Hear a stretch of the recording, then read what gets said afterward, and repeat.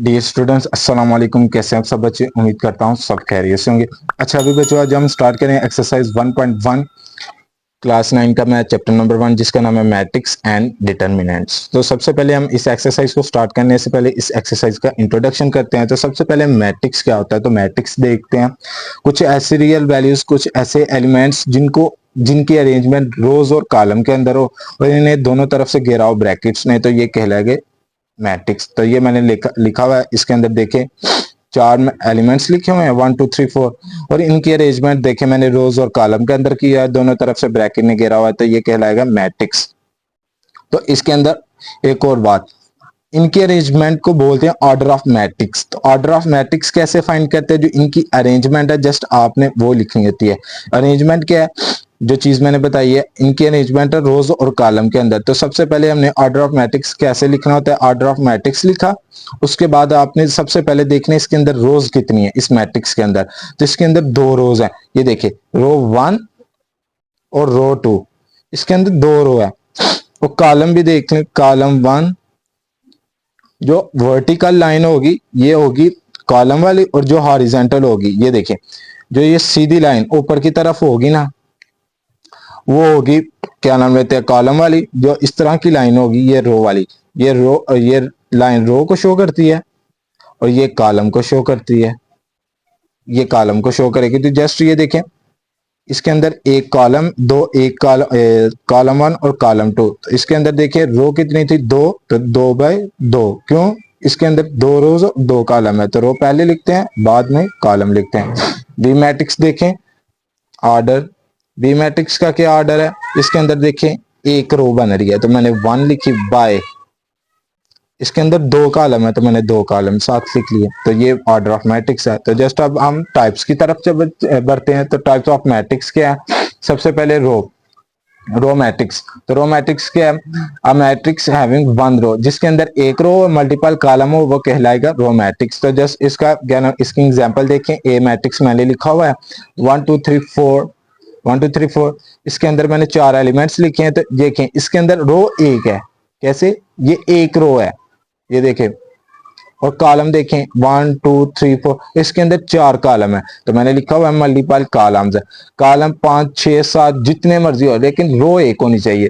तो जिसके अंदर रो एक होगी और मल्टीपल कॉलम होंगे तो ये कहलाएगा रो मैट्रिक्स। तो जैसे इसका दूसरा भाई, इसका जिसके अंदर एक कॉलम होगा और मल्टीपल रोज होंगी वो कहलाएगा कॉलम मैट्रिक्स। जैसे मैं लिखता हूं B matrix is equal, column एक होना चाहिए, सिंपल 1 2 3। ये देखें कॉलम एक है, ये सीधा, ये कॉलम एक है, तो इसके अंदर रो देखें R1 R2 R3, इसके अंदर तीन रो बन रही है, तो ये कहलाएगा कॉलम मैट्रिक्स। और रेक्टेंगुलर मैट्रिक्स के अंदर क्या है? जिसके अनइक्वल नंबर ऑफ रोज होंगे और अनइक्वल नंबर ऑफ कॉलम्स होंगे, जिनके ना रोज कॉलम की इक्वल होगी ना कॉलम रोज की इक्वल होगी, जिसके अंदर ना रोज की तादाद इक्वल होगी और ना कॉलम्स की तादाद इक्वल होगी, तो जस्ट वो कहलाएगा रेक्टेंगुलर मैट्रिक्स। जैसे मैं इसकी एग्जांपल भी लिख देता हूँ 1 2 3 4 5 6। ये देखें इसके अंदर तीन कॉलम है, 1 2 3, तीन कॉलम है। और रोज देखें 1 2, 2/2/3। देखें ना, दोनों डिफरेंट रोज कॉलम से डिफरेंट है। तो ये रेक्टेंगुलर मैट्रिक्स है जिसके अंदर अनइक्वल नंबर ऑफ रोज होंगे और अनइक्वल नंबर ऑफ कॉलम्स होंगे। अब इसका इक्वल मैट्रिक्स क्या है? तो इक्वल मैट्रिक्स के दो पॉइंट है। तो सबसे पहला पॉइंट, इक्वल मैट्रिक्स को फाइंड करने के लिए आपके पास ऑर्डर ऑफ मैट्रिक्स जोन है ना, वो मस्ट भी सेम होना चाहिए। ऑर्डर ऑफ मैट्रिक्स मैंने बताया, ऑर्डर ऑफ मैट्रिक्स ये, और corresponding entries are must be equal. ये जो करस्पॉन्डिंग एंट्रीज है ना, ये सेम होनी चाहिए। ये करस्पॉन्डिंग एंट्रीज है, ये वाले एलिमेंट्स। ये देखें इधर 1 है ना, तो जस्ट दूसरी जगह दूसरी मैट्रिक्स के अंदर भी करस्पॉन्डिंग मैट्रिक्स पहला 1 होना चाहिए। तो इसे बोलते हैं, तो जस्ट मैंने एग्जांपल लिखी हुई है। एग्जांपल ए देखें, ए एलिमेंट बी, ए मैट्रिक्स बी सी, दो तीन मैट्रिक्स लिखे हुए हैं। तो जस्ट आप सबसे पहले ऑर्डर इनके चेक करें। ए मैट्रिक्स के अंदर इसका ऑर्डर क्या है, दो दो बाय दो कॉलम, दो रोज और बाय दो कॉलम्स। तो बी मैट्रिक्स का भी देखें, ये भी सेम ऑर्डर इनका। तो अब जस्ट आप क्रॉसपोंडिंग एंट्रीज देखें, इसकी क्रॉसपोंडिंग एंट्रीज 9 है, इसकी देखें क्रॉसपोंडिंग ऑफ मैट्रिक्स 9 है, दोनों की सेम है। तो जस्ट आप दूसरा मैट्रिक्स देखें, corresponding of matrix 2, corresponding of matrix 2, ये भी सेम है, 6 6 है। अब 3 देखें, क्रॉसपोंडिंग ऑफ 7, इधर क्रॉसपोंडिंग ऑफ 4 है। तो जस्ट ये दोनों डिफरेंट है, तो ये दोनों एक दूसरे के इक्वल नहीं है। अब ए मैट्रिक्स को सी से चेक करें, तो ये देखें, ये भी 9 इधर भी है, इधर भी है, 6 6 है, 5 7 7 है, 5 5 है। तो जस्ट ए इक्वल हुआ सी के, तो हम क्या लिखते हैं, A and C are equal, कि ये दोनों मैट्रिक्स एक दूसरे के इक्वल हैं। तो ये जस्ट इक्वल मैट्रिक्स था। इसके दो आपने जस्ट ये दोनों पॉइंट याद रखने हैं, ऑर्डर ऑफ मैट्रिक्स, जिनके ऑर्डर ऑफ मैट्रिक्स और क्रॉसपोंडिंग एंट्रीज सेम होंगी ना, या इक्वल होंगे, तो वो दोनों पॉइंट्स एक दूसरे के इक्वल होंगे। तो जस्ट आपने देखना है, सामने वाले को सामने एलिमेंट से देखना है, जो आमने सामने एलिमेंट्स होंगे उनको देखना है कि ये दोनों सेम है कि नहीं है। अब डायगोनल मैट्रिक्स क्या है, तो डायगोनल मैट्रिक्स के अंदर डायगोनल एलिमेंट्स वो जो उनसे 1 होने चाहिए। तो सबसे पहले आपको डायगोनल एंट्रीज का पता होना चाहिए। तो ये डायगोनल एंट्रीज जो होती है, ये टेरी लाइन के अंदर होती हैं, ये वाली, ये डायगोनल एंट्रीज होती हैं, मैंने लिखा भी हुआ 1 2 3, ये डायगोनल एंट्रीज हैं। ये आर डायगोनल एंट्रीज R1 होनी चाहिए, और ऑफ डायगोनल एलिमेंट्स, ये जो एलिमेंट्स है ना ऑफ, ये जो साइड्स पे हैं डायगोनल एंट्रीज को छोड़ के, ये जो साइड पे डायगोनल एलिमेंट्स है ना, ये 0 होने चाहिए सारे, इन्हें बोलते हैं of diagonal elements.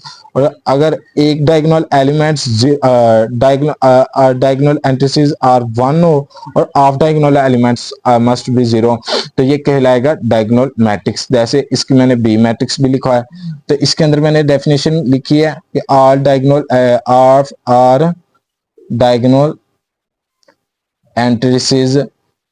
Entries R1 हो and of diagonal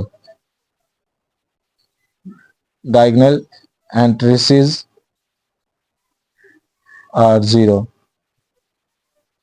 तो ये कहलाएगा डायगोनल मैट्रिक्स। जैसे ये मैंने लिखा मैट्रिक्स बी के अंदर भी देख लें, इधर डायगोनल एंट्रीज R1 है और ऑफ डायगोनल एलिमेंट्स 0 है, तो जस्ट ये कहलाएगा डायगोनल मैट्रिक्स। अब देखें स्केलर मैट्रिक्स सेम वही काम।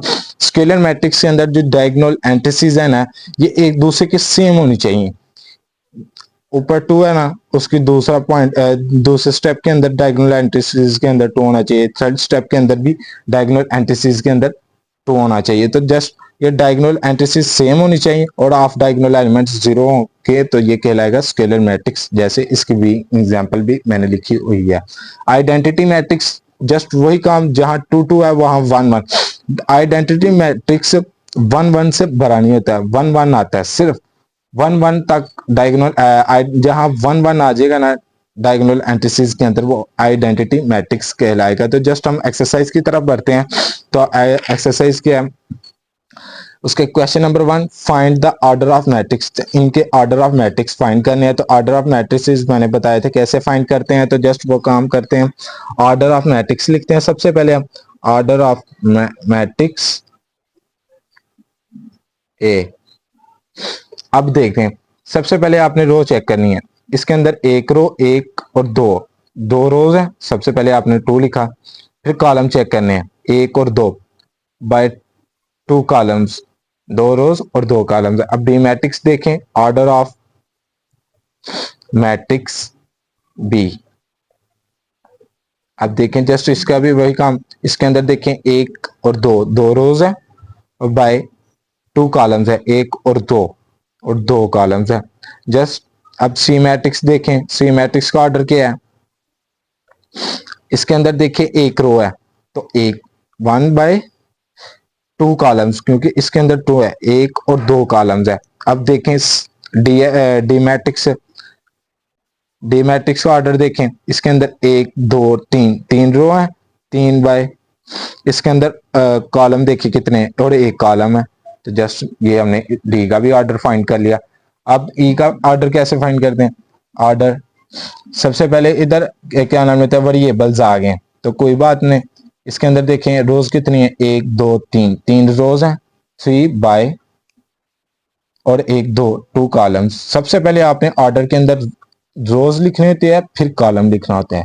और इसके बाद एफ चेक करें, इसके अंदर ये देखें एफ का ऑर्डर सिंपल है 1 बाय 1, क्योंकि इसके अंदर एक रो और एक ही कॉलम है। अब जी मैट्रिक्स का ऑर्डर चेक करें, 1 2 3, इसके अंदर 3 रोज हैं, 3 बाय 3, 1 2 3 और 3 कॉलम है। तो जस्ट ये मैंने जी का भी ऑर्डर फाइंड कर दिया। अब एज का ऑर्डर क्या है? एज का ऑर्डर क्या बन रहा है? 1 और 2, 2 रोज है बाय 1 2 3, 3 कॉलम है। तो जस्ट मैंने वो भी लिख दिया। अब क्वेश्चन नंबर 2 की तरफ बढ़ते हैं। Question number 2, which of the following matrices are equal?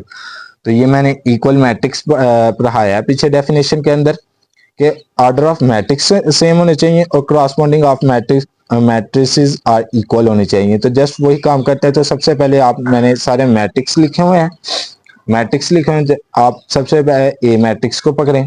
अब इसका ऑर्डर चेक करें, इसके अंदर एक रो और एक कॉलम है। अब बी मैट्रिक्स के अंदर चेक करें, हाँ इसका क्रॉसपोंड क्या बन रहा है, 3। अब सबसे पहले बी का ऑर्डर चेक करें, बी का ऑर्डर इसके इक्वल नहीं है। सी का ऑर्डर चेक करें, तो सी क्या बन रहा है, ये 5 में से -2 करें तो सी क्या बन रहा है, सी इज इक्वल 3। अब देखें ए और सी, इसका भी ऑर्डर सेम है, इसका भी ऑर्डर सेम है, इसके क्रॉसपोंडिंग ऑफ मैट्रिक्स 3 है, इसका क्रॉसपोंडिंग ऑफ मैट्रिक्स 3 है। तो जस्ट देखें ए इक्वल हुआ ना सी के, तो हम लिखते हैं कि ए एंड सी ये दोनों इक्वल हैं एक दूसरे के। अब देखें ए भी हो गया सी की इक्वल। अब बी मैट्रिक्स देखें, बी का ऑर्डर देखें, इसके अंदर एक रो है तो 2 कॉलम्स है। तो इन मैट्रिक्स के अंदर देखें किसके दो रोज और 2 कॉलम बन रहे हैं। तो सबसे पहले हम चेक करते हैं, मेरे से थोड़ी सी मेरे ख्याल से गलती हो गई, नहीं गलती नहीं हुई। अब देखें किसके ऑर्डर ऑफ सेम बन रहे हैं। अब बी का देखें ऑर्डर, इसका बी का ऑर्डर क्या बन रहा है, 1/2, इसके अंदर एक रो और 2 कॉलम्स है। अब इनमें से देखें कौन सा मैट्रिक्स है जिसका ऑर्डर डी के इक्वल है। तो डी देखें, डी का ऑर्डर बन रहा है बिल्कुल इक्वल, लेकिन इसके क्रॉसपोंडिंग मैट्रिक्स दोनों डिफरेंट है। फर्स्ट देखे बी का मैट्रिक्स 3 है इधर क्रॉसपोंडिंग, और इसका 5 बन रहा है डी का, लेकिन ये दोनों डिफरेंट है तो ये इक्वल नहीं है एक दूसरे के। अब ये देखें आई वाला देखें, आई को मैं सॉल्व करके लिखता हूं 3/5। इसका ऑर्डर देखें, इसका ऑर्डर ये भी 1/2 है, इसके अंदर एक रो है 2 कॉलम्स है। अब बी और आई का ऑर्डर सेम हो गया, लेकिन इसके क्रॉसपोंडिंग चेक करें, इधर 3 है इधर भी 3 है, इसका 5 क्रॉसपोंड बन रहा है, आई का भी 5 क्रॉसपोंड है सेकंड। तो जस्ट ये दोनों इक्वल हो एक दूसरे के, तो हम लिख सकते हैं बी एंड आई ये एक दूसरे के इक्वल हैं। अब देखें बी और बी आई की इक्वल हो गया। अब सी ए की इक्वल था। अब डी देखें, डी का ऑर्डर किससे मिल रहा है, तो डी का ऑर्डर 1/2 है ना। तो इधर देखें डी का ऑर्डर, लेकिन डी का ऑर्डर किसी से भी नहीं बन रहा है, क्योंकि अब ई से चेक करें, इसके 2/2, इसका 2/1 है ऑर्डर, इसका बन रहा है 2/1, इसका भी 2/2 बन रहा है। ये सॉल्व हो गया, इसका भी क्या नाम लेते हैं ऑर्डर बन रहा है 1/2, लेकिन इसके क्रॉसपोंड दोनों डिफरेंट है। तो जस्ट हम दोनों जब डिफरेंट है, क्रॉसपोंड इधर 3 है इधर 5 है, तो ये डी किसी के भी इक्वल नहीं है। तो ई चेक करें, इस ई का सबसे पहले ऑर्डर चेक करें, ई का 2/2 ऑर्डर है, तो ई का ऑर्डर बना 2/2। अब इन मैट्रिक्स में देखते हैं किसका ऑर्डर ई के इक्वल है, तो एच का ऑर्डर ई के इक्वल है, तो ऑर्डर एच का भी देखें 2/2 है। अब क्रॉसपोंड देखें, इधर भी 4 है इधर भी 4 है, इधर भी 0 है इधर भी 0 है। 6 का ई का क्रॉसपोंड 6 है, इधर एच का भी 6 है, ई का इधर 2 है क्रॉसपोंड, एच का भी 2 है, तो जस्ट ई इक्वल हुआ एच के। तो जस्ट हम लिखते कि ई एंड एच इक्वल है एक दूसरे के। अब ये देखें एफ देखें, एफ किसके इक्वल बन रहा है, एफ का ऑर्डर देखें, एफ का ऑर्डर है 2/6, मतलब कि इसका बन रहा है 2/1। तो अब ये जी का देखें, इसको सॉल्व करें तो इधर 2/6 रह जाएगा, 2/6। ये जी का सॉल्व किया। अब देखें ऑर्डर, देखें इधर भी टू रोज है और एक कॉलम है। तो जस्ट ये देखें, अब एफ का भी ऑर्डर सेम है जी के। अब इनका क्रॉसपोर्ट चेक करें, इधर भी 2 है, इधर भी 2 है, इधर 6 है, इधर भी 6 है। तो जस्ट ये दोनों इक्वल हुए एक दूसरे को, तो हम लिख सकते हैं जी इक्वल है एफ के। अब देखें पीछे क्या रह गया, जे। अब जे को सॉल्व करते हैं, तो जे का सबसे पहले जे को सॉल्व किया 4062। अब इसका 2/2 ऑर्डर है। तो अब जस्ट देखते हैं इनमें से दो ऑर्डर, दो मैट्रिक्स के ऑर्डर बिल्कुल सेम बन रहे हैं, एच का भी और ई का भी। तो जस्ट ये देखें, ये पहले दो ई और एच एक दूसरे के इक्वल थे ना। अब देखें जे भी इनके इक्वल बना है, क्योंकि ऑर्डर इनके सेम है और क्रॉसपोंडिंग ऑफ मैट्रिक्स भी ये इन दोनों के सेम है। इन तीनों के ऑर्डर ऑफ मैट्रिक्स भी सेम है और क्रॉसपोंडिंग एंट्रीज वो भी इक्वल है एक दूसरे के। तो जस्ट हम लिख सकते हैं ई एंड एच एंड जे एक दूसरे के इक्वल है। तो ये क्वेश्चन नंबर 2 था। इसके अंदर क्या चेक करना है, जिन मैट्रिक्स के ऑर्डर ऑफ मैट्रिक्स सेम होंगे और करस्पॉन्डिंग एंट्रीज वो इक्वल होंगे एक दूसरे के, तो वो एक दूसरे के इक्वल होंगे मैट्रिक्स। तो जस्ट हम क्वेश्चन नंबर 3 के तरफ बढ़ते हैं। तो क्वेश्चन नंबर 3 क्या है, find the value of A B C and D which satisfy the matrix equation. उसने हमें क्या नाम लेते हैं, ये मैट्रिक्स दिए हुए हैं। उसने क्या इन मैट्रिक्स की इक्वेशंस बना के इन्हें सॉल्व करें। तो सबसे पहले हम इन मैट्रिक्स की इक्वेशन बनाते हैं। उसने दो मैट्रिक्स दिए हैं, एक इक्वल के दूसरी साइड पे, एक इक्वल के राइट साइड पे, एक लेफ्ट साइड पे, दो मैट्रिक्स दिए हुए हैं। तो जस्ट हम सबसे पहले इक्वल के लेफ्ट साइड पे देखते हैं। इधर a प्लस सी और इक्वल की दूसरी साइड पे इसका क्रॉसपोंड क्या बन रहा है 0। तो हम ऐसे लिख लेंगे a plus C is equal to 0। Center में इक्वल है तो सेंटर में इक्वल साथ लगाना जरूरी है, क्योंकि सेंटर में इक्वल है।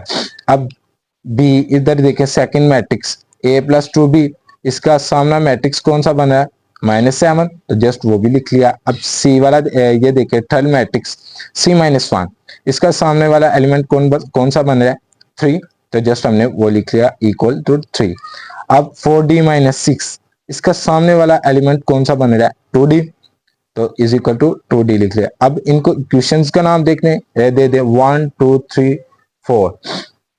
अब 4 इक्वेशंस बनी है। तो सबसे पहले हमने कोई ऐसी इक्वेशन को पकड़ना है जिसमें से एक वैल्यू आए, कोई ऐसे वेरिएबल की वैल्यू आएगी जिसे दूसरी इक्वेशन में पुट करके दूसरी इक्वेशन का भी आंसर आ जाए, तीसरी के अंदर पुट करें तीसरी का भी आंसर आ जाए, और चौथी के अंदर पुट करें चौथे वेरिएबल का भी आंसर आ जाए। तो जस्ट हम सबसे पहले इक्वेशन 3 को पकड़ते हैं, क्योंकि इसके अंदर दो कांस्टेंट वैल्यू और एक वेरिएबल है। तो हमने फाइंड सी करना था, तो जस्ट हमने इक्वेशन 3 पर पकड़ी C-1 इज इक्वल टू 3, ये पकड़े। अब ये देखें हमने फाइंड क्या वैल्यू करनी थी C, तो इधर -1 है, तो दूसरी साइड पे क्या हो जाएगा जाके +1, तो 3 + 1 4 हो जाएगा, तो C की वैल्यू आ गई 4।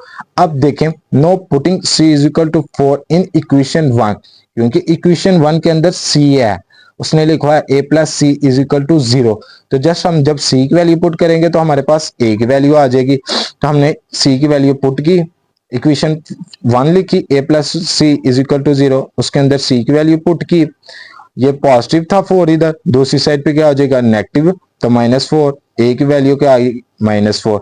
अब a की जो वैल्यू है ना, इसे उठा के हमने इस सेकंड इक्वेशन के अंदर पुट करना है, क्योंकि इधर a एलिमेंट दिया हुआ उसने, तो a का हमारे पास आंसर -4 आया। तो हम b मैट्रिक्स के अंदर सेकंड इक्वेशन के अंदर a की वैल्यू पुट की, a की वैल्यू क्या आई थी -4 + 2b इज इक्वल टू -7। अब ये देखें -4 है, दूसरी साइड पे क्या हो जाएगा जाके +4, माइनस है, मैंने में से +4 करे तो -3 आएगा, तो दूसरी साइड पे 2b रह जाएगा। अब b की वैल्यू निकालनी है तो 2 इधर मल्टीप्लाई और b के साथ दूसरी तरफ आके डिवाइड हो जाएगा, तो हमारे पास b की वैल्यू भी आ गई। अब हमारे पास इक्वेशन 4 बची थी, एक इक्वेशन वो थी 4d - 6 = 2d। अब ये देखें, ये दो हमारे पास वेरिएबल्स वाली वैल्यू है, तो वेरिएबल्स वाली वैल्यूज को एक तरफ करते हैं, कांस्टेंट वैल्यू को हम एक तरफ करते हैं। तो सबसे पहले हम -6 को उठा के दूसरी तरफ ले जाते हैं, तो -6 पॉजिटिव का दूसरी साइड पे क्या हो जाएगा, जाके पॉजिटिव का 6 और 2d इधर पॉजिटिव है, दूसरी तरफ जाके नेगेटिव का हो जाएगा, तो -2d = 6। अब देखें, माइनस माइनस 4d में से -2d करें तो 2d आ जाएगा =6। अब इधर d की वैल्यू निकालनी है, 2 मल्टीप्लाई और दूसरी तरफ क्या हो जाएगा, डिवाइड, तो 2 1 2, 2 3 6। तो अब हमारे पास d की वैल्यू आ गई क्या, 3। अब हमारे पास चार वेरिएबल्स की वैल्यू आ गई जो उसने फाइंड करने के लिए बोला था, a b c and d। तो जस्ट हमने वो फाइंड कर दी। ओके भाई बच्चों, अल्लाह हाफिज, अपना ख्याल रखिएगा। अब एक्सरसाइज 1.2 के अंदर आपसे मुलाकात होगी।